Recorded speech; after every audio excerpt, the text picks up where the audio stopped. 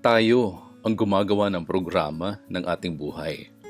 Ang behavior, personality, emosyon, pag-iisip, relasyon, desisyon, paniniwala at kalusugan ay programa ng ating buhay na tayo ang gumagawa.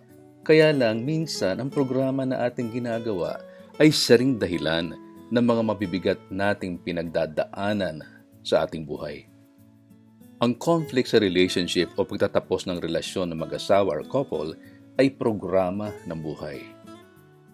Ang mga psychological problems tulad ng depression, anxiety, takot, panic attack, addiction, problema sa pagtulog o problema sa personalidad, lahat ng ito ay programa ng buhay na tayo ang gumawa. Ang problema ng mga anak ay programa ng buhay na tayo rin ang gumawa. Ang kawalan ng kontrol sa emosyon tulad ng galit, lungkot at frustration ay programa ng buhay na tayo rin ang gumawa. Ang kawalan ng pagtitiwala sa sarili ay programa ng buhay na tayo rin ang gumawa. Ang kawalan ng meaning at direksyon ng buhay ay programa ng buhay na tayo din ang gumawa. Kapag hindi ka na masaya, walang peace of mind at feeling mo ay wala ng pag-asa ang buhay, ito ay programa ng buhay na tayo din ang gumawa. Gusto mo bang magtagal pa sa ganyang programa ng buhay?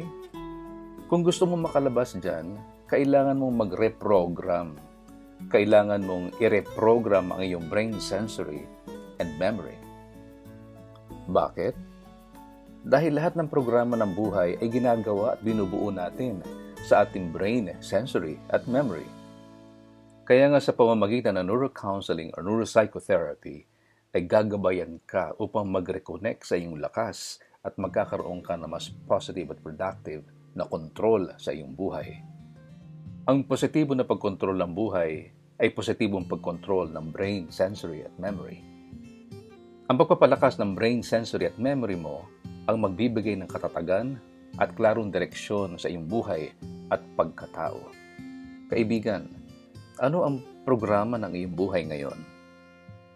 Tara, usap tayo.